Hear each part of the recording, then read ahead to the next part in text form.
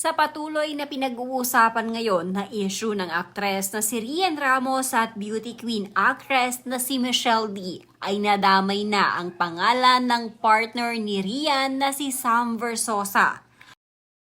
Base sa laging panayam ng entertainment site na pep.ph sa VACC President na si Arsenio Evangelista, isa umano sa naging dahilan kung bakit ganun na lamang ang galit ng aktres sa kanyang driver ay dahil patuloy daw itong nagbibigay ng impormasyon kay Sam kaugnay sa mga ginagawa ng aktres.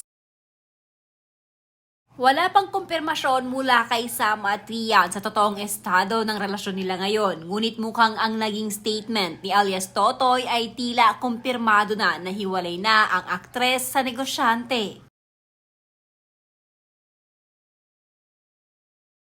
Ayon kasi kay alias Totoy, bago pa umano matapos ang taong 2025 ay nakipaghiwalay na si Rian kay Sam. Ang patuloy na pakikipag-usap umano ni alias Totoy kay Sam ay hindi ikinatutuwa ni Rian. Pagbabahagi ni alias Totoy ay umiiyak umano si Sam sa tuwing pinag-uusapan nila ang aktres. Dagdag pa ni alias Totoy ay sinasabi umano ni Sam na alagaan ang aktres.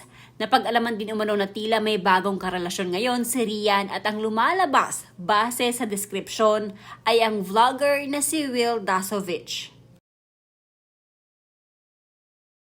Samantala, wala pa din hanggang ngayon nilalabas na statement si Rian kaugnay sa pagkakasangkot niya sa illegal detention na sinampa ng kanyang driver.